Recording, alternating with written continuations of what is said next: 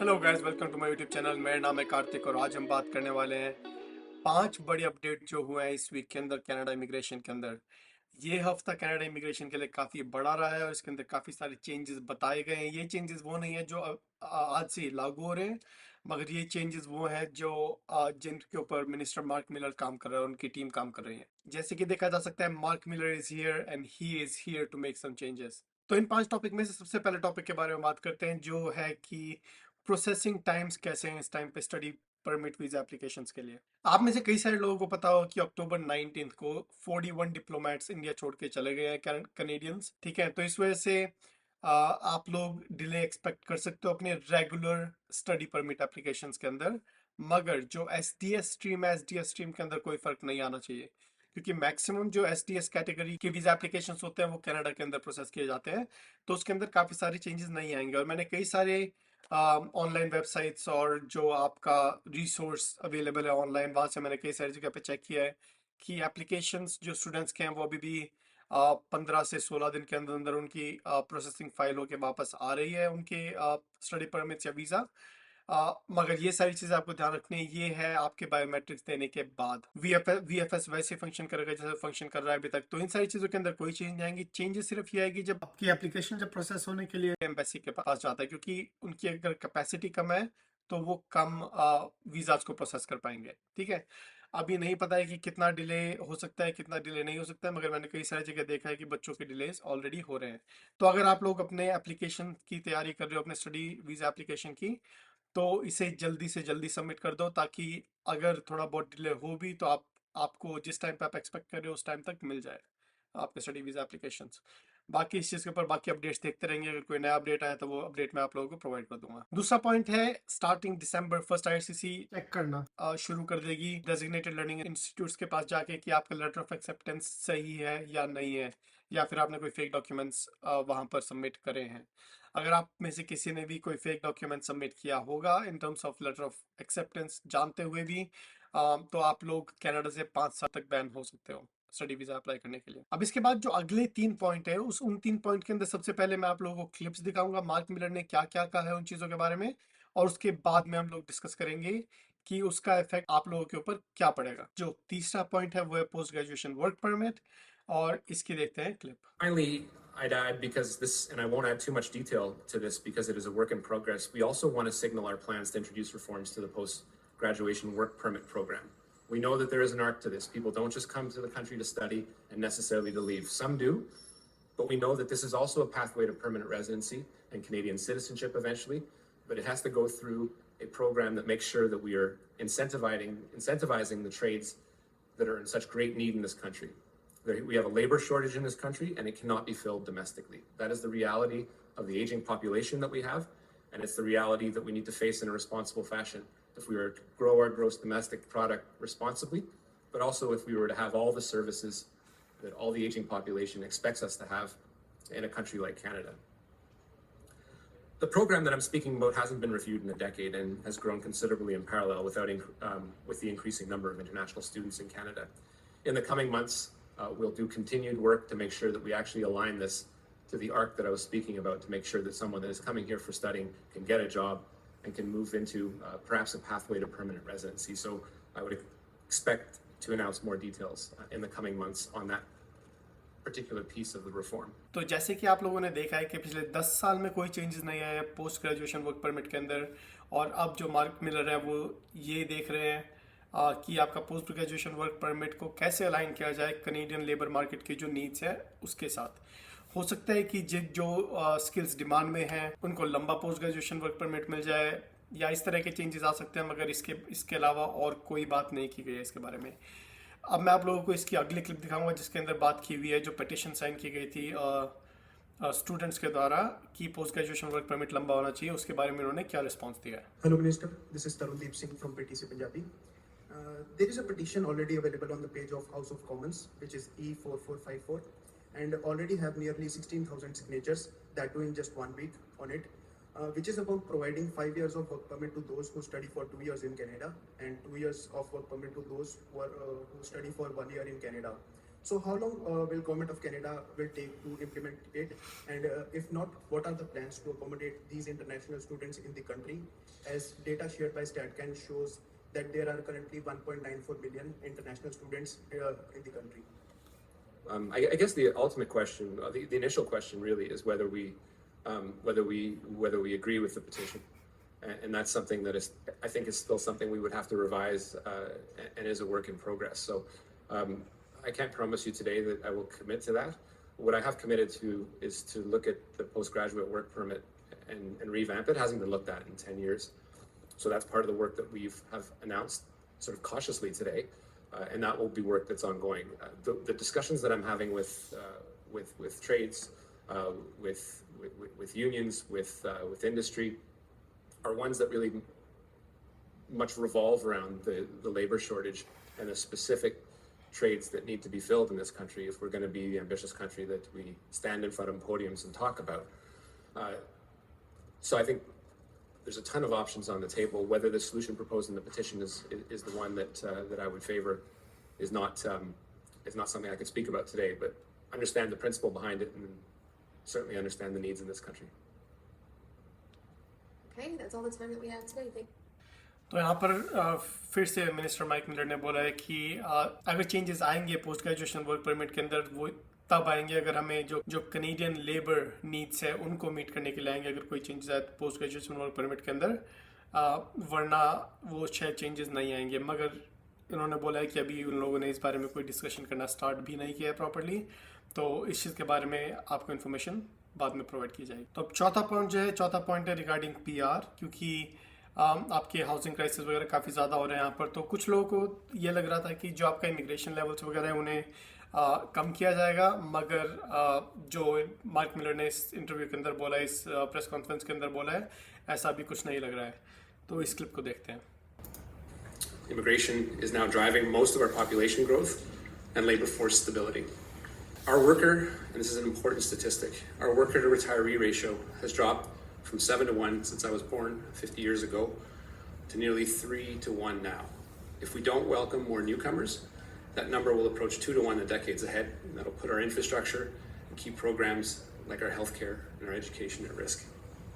I'm pleased to share that Canada intends to maintain its target of welcoming 485,000 new permanent residents in 2024 and 500,000 in 2025.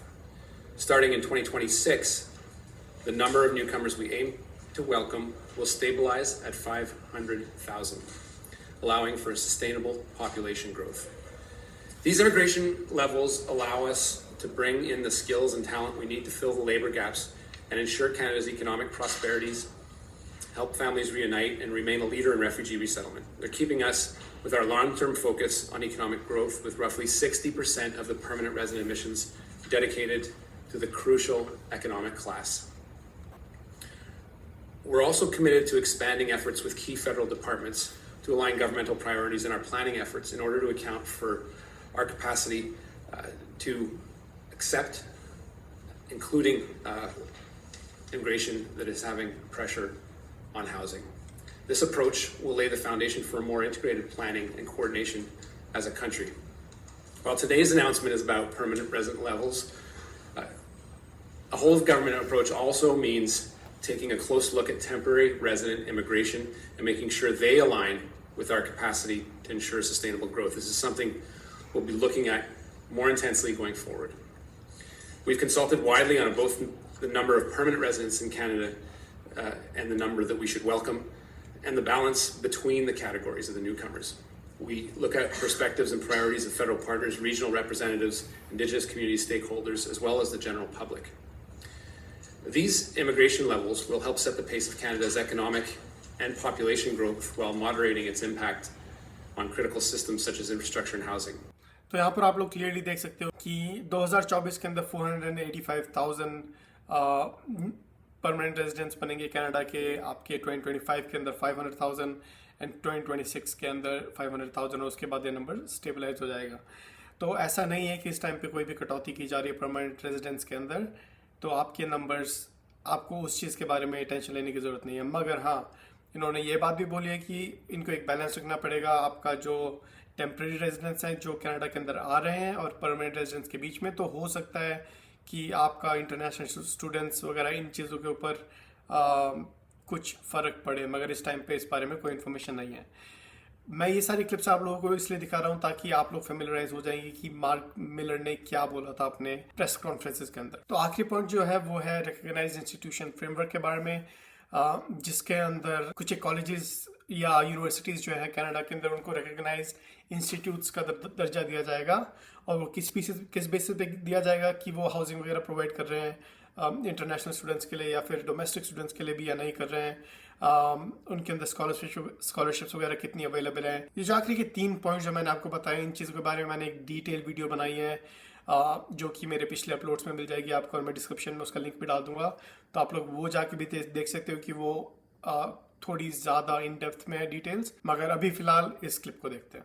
As we continue to review the international student program, I can also confirm that we'll move ahead with a new recognized institution framework. We've been actively engaged with stakeholders, including Sheridan College, post-secondary education associations, and learning institutions on this concept, and we'll continue to refine it. We plan to implement the recognized institution framework in time for the fall semester of 2024.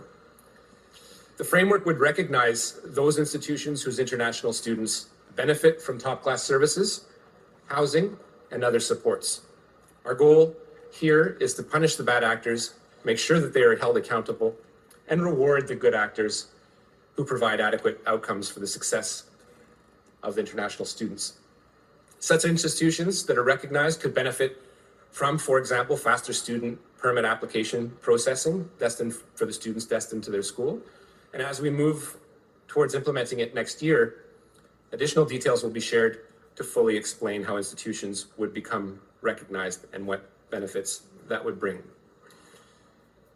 I would also caution people who have demanded for a one-stop solution, that we put a cap on things, that we sort of bring down the hammer on an ecosystem that is rife with perverse incentives. I've met enough people in this field to know that the lived experience of international students is too complex to come up with a simple formula and simply have the federal government stomp in and pretend that it has all the solutions. My job is to solve for fraud and to make sure that my department and the federal government is doing its job. But I do want to add that the accreditation, the designation of designated learning institutions is made by provinces. And they have a primary role in this, in making sure that those institutions are doing their jobs. We have a challenge in Ontario in particular, but it is not the only province that has faced challenges. But we need to do it together.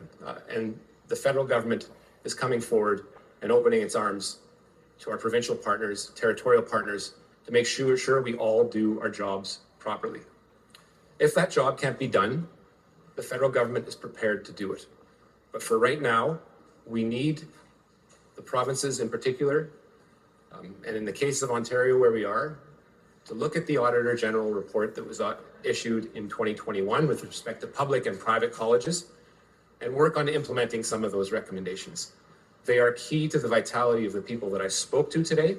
They are key to the integrity of the system, and they are key to what Janet so aptly said is responsible growth. I'm not here to shut down a business model that makes sense, but what we are seeing in the ecosystem is one that has been chasing after short-term gain without looking at the long-term pain, and we need to reverse that trend. But it will take time, and a simple solution is not the one that we're presenting today.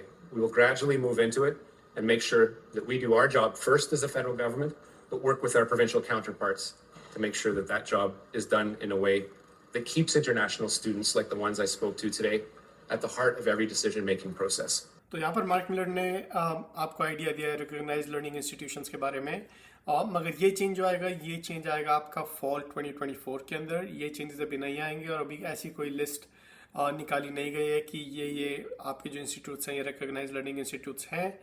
तो इस time पे आप लोगों के पास सिर्फ इतनी ही information है, और जितनी इन्फॉर्मेशन मेरे पास है और जितनी इन्फॉर्मेशन प्रोवाइड की गई है। तो ये थे 5 मेजर अपडेट्स जो कि कैनेडियन इमिग्रेशन के अंदर आए। होपफुली आप लोगों को ये वीडियो इन्फॉर्मेटिव लगी होगी। अगर आप लोगों को कुछ और इन्फॉर्मेशन चाहिए, प्लीज़ कमेंट सेक्शन में डाल दीजिए। और इस वीडियो के नीचे मुझे ये बताओ, अगर आप लोगों ने इस टाइम पे स्टडी वीज़ा एप्लीकेशन के लिए अप्लाई कर रखा है, आप लोगों को कितना टाइम लग रहा है, एसडीएस स्ट्रीम के थ्रू, एसडीएस स्ट्रीम के बिना, आप लोगों की किस तरह की प्रोसेसिंग टाइम्स है। Okay, I'll see you guys in the next video. Take care and bye.